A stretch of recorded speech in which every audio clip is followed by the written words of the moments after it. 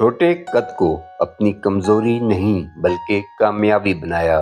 दूसरों के तंजिया जुमलों का खंदा पिशानी से सामना किया। पाकिस्तानी स्टेज ड्रामा और फिल्म इंडस्ट्री का एक रोशन सितारा, कॉमेडी की दुनिया का माना हुआ नाम जावेद कोडू आज 13 अप्रैल 2025 को हमसे हमेशा के लिए जुदा हो गए।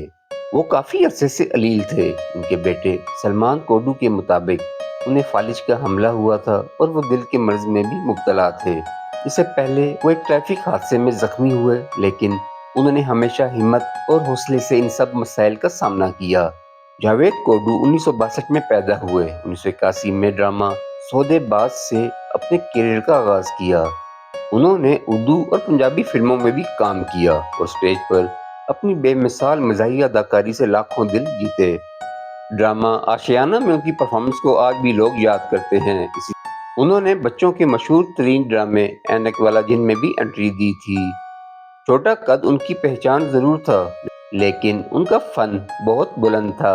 अलबेला ने उन्हें प्यार से कोडू का लक़ब दिया और यही नाम उनकी शनाख्त बन गया। जिंदगी के आखिरी दिनों में जावेद कोडू ने एक इंटरव्यू में दिल की बात कही। उन्होंने बताया कि माली मुश्किलात के बावजूद वो अपने दोस्तों की मोहब्बत और अपने फन के सहारे जीते रहे। अदाकार सोहेल अहमद, महमूद असलम और हसन मुराद जैसे फनकारों ने उनका भरपूर साथ दिया। जावेद कोडू सिर्फ एक अदाकार नहीं थे, वो एक अहद थे।